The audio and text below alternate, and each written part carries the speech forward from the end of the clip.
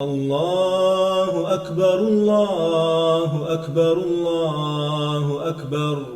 لا الہ الا اللہ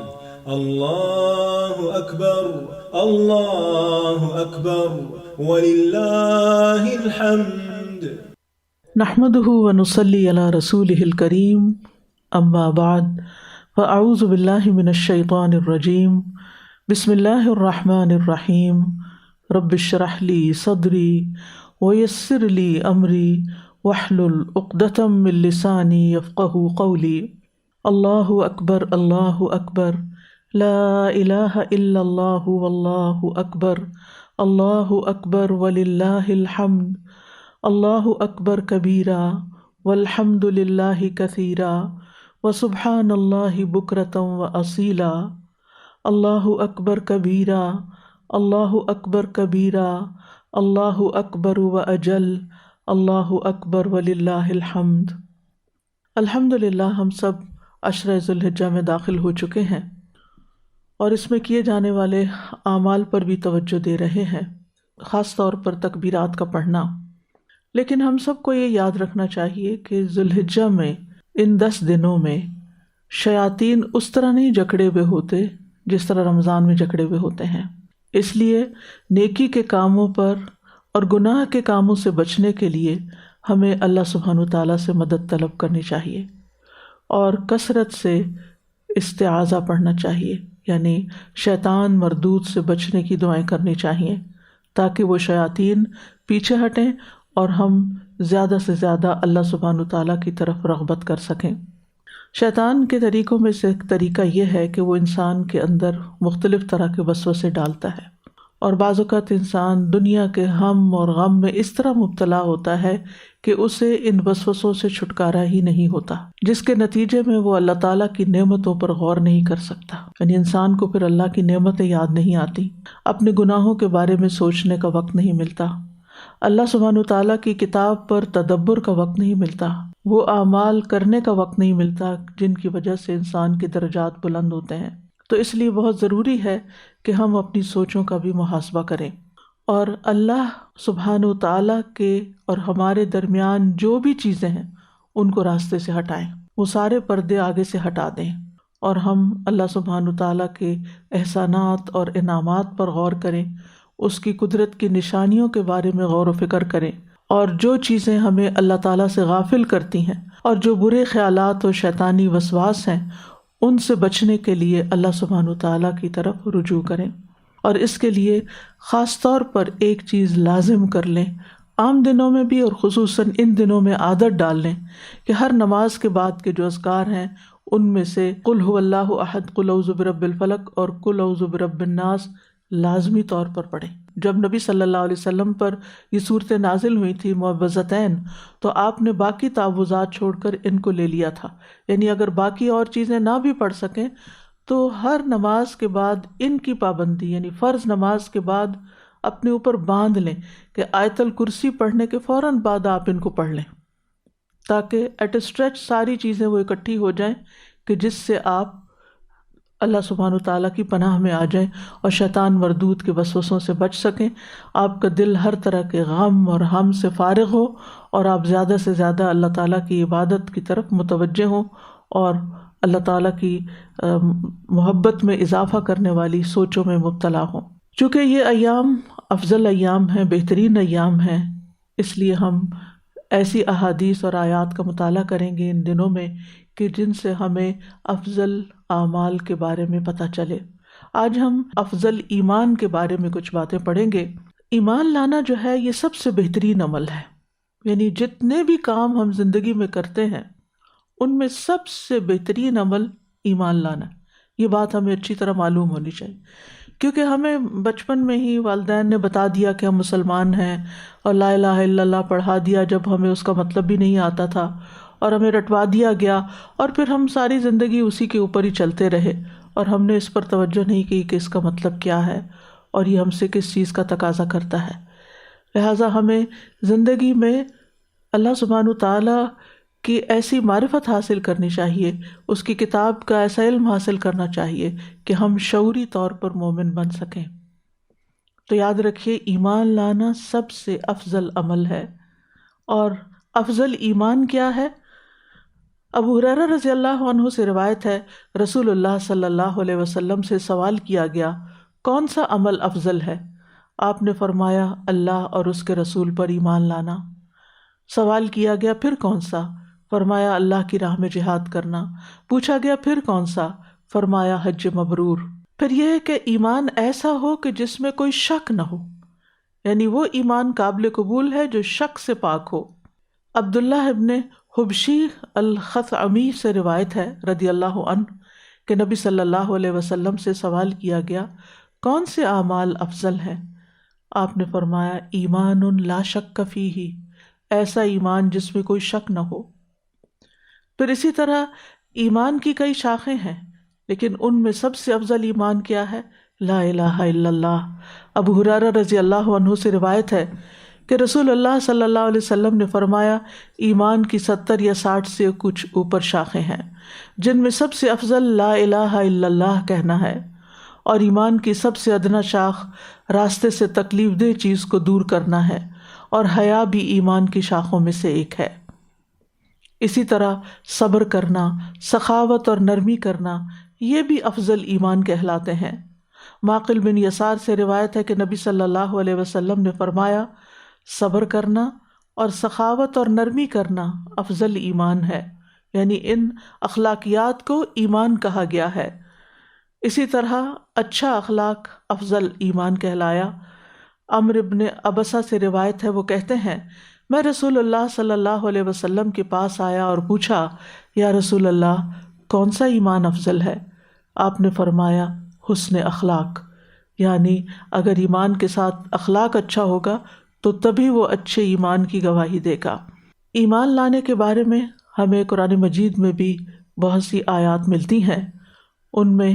ایمان لانے کی اہمیت کے بارے میں سورۃ الحدید کی ایک آیت ہے. ارشاد باری تعالیٰ ہے اپنے رب کی بخشش اور اس جنت کی طرف ایک دوسرے سے آگے بڑھو جس کی چوڑائی آسمان اور زمین کی چوڑائی کی طرح ہے. وہ ان لوگوں کے لیے تیار کی گئی ہے جو اللہ اور اس کے رسولوں پر ایمان لائے. یہ اللہ کا فضل ہے، وہ اسے دیتا ہے جس کو وہ چاہتا ہے، اور اللہ بہت بڑے فضل والا ہے. یہاں پر آپ دیکھیے کہ جنت کی بشارت ہے اس شخص کے لیے جو اللہ اور رسولوں پر ایمان لے آئے. یہاں عمل صالح کی بات بھی نہیں کی گئی، یہاں کسی اور نیکی کی بات نہیں کی گئی، یہاں ایمان کی بات کی گئی، اور ایمان کو اللہ کا فضل قرار دیا گیا کہ یہ اللہ کا فضل ہے. اس لیے ہم سب کو اس پر شکر گزار ہونا چاہیے کہ اللہ نے یہ فضل ہم پر کیا اور ہمیں ایمان کی ہدایت عطا فرمائی، اور اس پر جتنا بھی شکر ادا کریں وہ کم ہے. ایمان لانے کا فائدہ کیا ہوتا ہے؟ سورۃ یونس میں اللہ تعالیٰ فرماتے ہیں سن لو جو اللہ کے دوست ہیں انہیں نہ کچھ خوف ہوگا اور نہ وہ غمگین ہوں گے. کون ہے اللہ کے دوست؟ جو ایمان لائے اور تقوی اختیار کرتے ہیں. ان کے لیے دنیا میں بھی خوشخبری ہے اور آخرت میں بھی. اللہ کی باتوں میں کوئی تبدیلی نہیں ہوتی، یہی بہت بڑی کامیابی ہے. تو حقیقی ایمان وہ ہے کہ جو انسان کے اندر سے دنیا کا خوف اور غم دور کر دے. اور اللہ سبحانہ و تعالیٰ کا وعدہ ہے کہ اللہ ایسے لوگوں کو اپنا دوست بنائے گا، ان کو اپنا دوست ہونے کی خوشخبری دیتا ہے. اور یاد رکھیے یہاں ایمان کے ساتھ تقوی کا بھی ذکر ہے، کیونکہ جب ایمان کا بیج دل میں پڑتا ہے تو پھر اس سے جو چیز سب سے پہلے پیدا ہوتی ہے وہ انسان کے اندر اللہ ہی کا خوف پیدا ہو جاتا ہے. اور جس کے دل میں اللہ کا خوف زیادہ ہو جاتا ہے پھر وہ خوف اتنا ہوتا ہے کہ باقی چیزوں کا خوف کم ہو جاتا ہے. اس لیے ایسے لوگوں کے لیے دنیا میں بھی خوشخبریاں اور آخرت میں بھی خوشخبریاں، اور یہ الفوز العظیم ہے، بہت بڑی کامیابی ہے جس کی زندگی ایسے گزرے اور جس کا انجام یہ ہو کہ اس کے لیے اللہ کی ولایت حاصل ہو جائے، اور یہ بھی ایمان اور تقوی کے ذریعے حاصل ہوتی ہے. اسی طرح ایک اور خوشخبری بھی ہے جس کا ذکر سورۃ النحل میں ہے. ارشاد باری تعالیٰ ہے جو شخص بھی نیک عمل کرے، خواہ مرد ہو یا عورت، بشرطے کہ وہ مومن ہو، ایمان کے ساتھ نیک عمل کرے تو ہم اسے پاکیزہ زندگی بسر کرائیں گے، یعنی دنیا میں بھی اسے اچھی زندگی دیں گے اور آخرت میں ان کے بہترین اعمال کے مطابق ان کا اجر انہیں عطا کریں گے۔ تو یہ بھی ایک خوشخبری ہے کہ انسان جب ایمان لا کر عمل صالح کرتا ہے، یعنی ایمان لا کر پہلے دل کی حالت بدلتی ہے، وہاں تقویٰ پیدا ہوتا ہے، پھر اس کا اثر انسان کے باقی اعضاء پر بھی پڑتا ہے۔ جب اس کی سوچ درست ہوتی ہے تو اس کی گفتگو بھی اچھی ہو جاتی ہے اور اس کے اعمال بھی صالح ہونے لگتے ہیں، اور جب اعمال صالح ہونے لگتے ہیں تو اس کے نتائج اور فوائد اس کو اس دنیا میں بھی نظر آنے لگتے ہیں، اس کی زندگی پرسکون ہونے لگتی ہے، اور پھر جتنے جتنے عمل بڑھتے چلے جائیں گے اور جتنا ایمان بڑھتا ہے اتنا ہی عمل بھی بڑھتا ہے، تو اس کے مطابق اجرہم بأحسن ما کانوا یعملون، جتنا اچھا عمل اتنا ہی بہترین اجر ان کے لیے ہوگا۔ اور پھر ایسے لوگوں کو اللہ تعالیٰ اپنی رحمت میں داخل کرے گا۔ ارشاد باری تعالیٰ ہے سورۃ النساء میں، اے لوگو بلا شبہ تمہارے پاس تمہارے رب کی طرف سے ایک واضح دلیل آ گئی ہے، اور ہم نے تمہاری طرف ایک واضح نور نازل کیا ہے، یعنی قرآن۔ پھر جو لوگ تو اللہ پر ایمان لائے اور اسے مضبوطی سے تھام لیا، یعنی اللہ ہی کو اپنا سہارا بنایا، تو ان قریب وہ انہیں اپنی خاص رحمت اور فضل میں داخل کرے گا۔ تو ایمان کا تقاضا کیا ہے کہ پھر ہم اس کے بعد اللہ پر ہی بھروسہ کریں، اپنے تمام معاملات اس کے سپرد کریں، اسی کی عبادت کریں، اسی سے مدد طلب کریں، اسی سے ڈریں اور اس سے محبت کریں ہر چیز سے بڑھ کر۔ ایسے لوگوں کو وَيَهْدِيهِمْ إِلَيْهِ صِرَاطًا مُسْتَقِيمًا، اللہ تعالیٰ انہیں اپنی طرف سیدھے رستے کی ہدایت عطا کرے گا۔ حقیقت یہ ہے کہ ایمان انسان کے اندر اللہ کی پہچان پیدا کرتا ہے، اور جتنی زیادہ جس کے اندر اللہ کی معرفت ہوگی، اللہ کی پہچان ہوگی، اتنا ہی اس کا ایمان بہترین ہوگا۔ جتنا جتنا انسان کا یقین اس بات پر بڑھتا جائے گا کہ اللہ ہی ہر چیز کا خالق اور مالک ہے، نعمتیں بھی اسی کی طرف سے ہیں اور امتحان بھی اسی کی طرف سے ہیں، کوئی بھی اس کی پکڑ سے بچ نہیں سکتا، تو جب انسان ایسے رب کو پہچانتا ہے تو اس کی پوری زندگی میں ایک بھونچال آ جاتا ہے، اس کی سوچ میں ایک تبدیلی آ جاتی ہے، اور پھر وہ اپنے آپ کو اللہ کے سپرد کر دیتا ہے، اللہ کے آگے جھکا دیتا ہے، صرف سجدے میں ہی نہیں، اس کے فیصلوں کے آگے بھی، اس کے اوامر شرعیہ کے آگے بھی، اس کے احکامات کے آگے بھی، کیونکہ وہ اس کو سب سے بڑا سمجھتا ہے۔ اللہ اکبر کبیرہ، کہ اللہ ہی سب سے بڑا ہے، اور پھر اس کی مرضی کے مطابق وہ اپنی عبادات، اپنے اخلاق، اپنے اطوار، اپنے رویے، اپنے معاملات، اپنے طور طریقے، اپنی ساری زندگی کو اس کی پسند کے مطابق ڈھال لیتا ہے، کیونکہ انسان جس سے محبت کرتا ہے اس کو خوش کرنا چاہتا ہے، پھر اس کی ساری کوشش اس بات میں لگ جاتی ہے کہ میرا رب مجھ سے راضی ہو جائے، میرا رب مجھ سے خوش ہو جائے، کوئی کام اس کی پسند کے خلاف نہ ہو۔ جب ایسا انسان لوگوں سے معاملہ کرتا ہے تو اس کو ڈر رہتا ہے کہ اگر میں نے کسی کے ساتھ سامنے یا اس کی پیٹھ پیچھے کوئی برا معاملہ کیا تو میرا رب مجھے دیکھ رہا ہے، وہ مجھے پکڑ سکتا ہے، میں اس کی پکڑ سے نہیں بچ سکتا، ہو سکتا ہے میں اس انسان کی پکڑ سے بچ جاؤں۔ یعنی بعض اوقات کچھ لوگوں کے سامنے ہم ان کے لیے بہت اچھے ہوتے ہیں، لیکن ان کے پیچھے ان کی جڑیں کاٹ رہے ہوتے ہیں، ان کو نہیں بھی پتہ چلتا، لیکن اللہ دیکھ رہا ہوتا ہے کہ کون کس کے ساتھ کیا زیادتی کر رہا ہے، کہاں ڈنڈی مار رہا ہے، کہاں ظلم کر رہا ہے، کہاں دھوکہ دے رہا ہے، کہاں غیبت کر رہا ہے، کون کس کو بدنام کر رہا ہے، کون کس کے ساتھ منافقت برت رہا ہے۔ جس انسان کو یہ پتہ ہوتا ہے کہ میرا معاملہ بندے کے ساتھ نہیں، میرے رب کے ساتھ ہے جس پر میں ایمان لایا، تو پھر ایسا انسان ایک کھرا انسان ہوتا ہے، وہ جیسے سامنے ہوتا ہے ویسے ہی پیچھے بھی ہوتا ہے، وہ اپنے معاملات کی بھی اصلاح کرتا ہے کہ مجھے جو بھی کرنا ہے اپنے رب کی خاطر کرنا ہے، اور پھر ہر معاملے میں وہ اپنے رب پر بھروسہ کرتا ہے، اور اس طرح وہ اس کے سہارے اپنی زندگی بسر کرتا ہے۔ اور جب کہیں مشکل آتی ہے، کوئی تکلیف آتی ہے، تو وہ بندوں کی طرف رجوع کرنے سے پہلے اپنے رب کی طرف رجوع کرتا ہے اور اس سے مدد مانگتا ہے، اور اپنے سارے غم اور دکھ کی داستان اسی کو سناتا ہے۔ پھر ہم دیکھتے ہیں کہ ایسے ہی لوگ ہوتے ہیں، ایسے ہی ایمان والے ہوتے ہیں جن کی آنکھیں اللہ کی یاد میں آنسو بہاتی، وہ دنیا کی حقیر چیزوں پر نہیں روتے، وہ اللہ کی محبت میں روتے، وہ اللہ کی یاد میں روتے۔ اب دیکھیے کہ دنیا میں جب کسی انسان کو آپ چاہتے اور اس سے تھوڑی سی بھی دوری ہو جائے تو آپ کا دل غمگین ہو جاتا ہے، آپ کے آنسو بہنے لگتے ہیں۔ یعقوب علیہ السلام کا واقعہ ہمارے سامنے ہے قرآن مجید میں کہ یوسف علیہ السلام کی محبت اور ان کی دوری نے ان کی زندگی میں کیسا غم پیدا کر دیا تھا۔ تو ایسا انسان جو اللہ سے محبت کرتا ہے، پھر اگر حالات کی وجہ سے یا کسی بھی نفس کی لغزش کی وجہ سے اس کے اندر رب سے دوری ہوتی ہے تو ان لمحات پر، ان غفلت کے لمحات پر وہ دکھی ہوتا ہے، وہ پریشان ہوتا ہے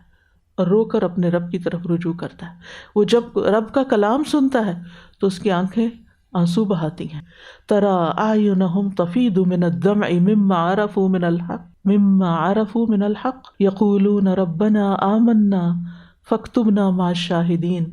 جب وہ سنتے ہیں جو رسول کی طرف نازل کیا گیا تو آپ دیکھتے ہیں کہ ان کی آنکھوں سے آنسو چھلک رہے ہوتے ہیں، اس بنا پر کہ انہوں نے حق کو پہچان لیا۔ وہ کہتے ہیں ہمارے رب ہم ایمان لے آئے تو ہمیں گواہوں کے ساتھ لکھ لے۔ اس میں آپ دیکھیے کہ جو حق کو پہچان لیتا ہے، جو رب کی عظمت کو جان لیتا ہے، اسی کی آنکھیں پھر آنسو بہاتی ہیں، اسی کے دل میں خوف پیدا ہوتا ہے،